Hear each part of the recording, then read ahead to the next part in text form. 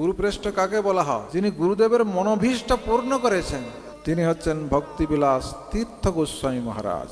প্রভুপাদের অপ্রকটের পর যখন এই চৈতন্য মঠের সেবাভার গ্রহণ করলেন, তিনি তো তার পূজার প্রচলন করলেন না।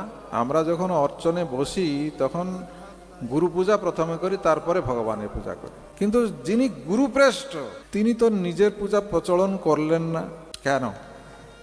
ভগবান শ্রী রামচন্দ্র যখন 14 বৎসর বনবাসে গিয়েছিলেন তখন তার ভাই ভরত রামচন্দ্রের পাদুকা নিয়ে এসে পূজা করেছিলেন।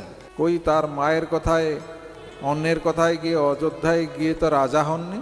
রাজা হয়েছিলেন? তা রাজা হননি। তাহলে পাদুকা পূজা প্রচলন করেছিলেন। ভালো লেকচার দিলে গুরুপ্রেষ্ঠ হওয়া যায় না, ভালো অর্থ থাকলে গুরুপ্রেষ্ঠ হওয়া যায় না। এই জন্যই তিনি গুরুপ্রেষ্ঠ যে তিনি প্রভুপাদের পূজা ছাড়া আর কারো পূজা করালেন না।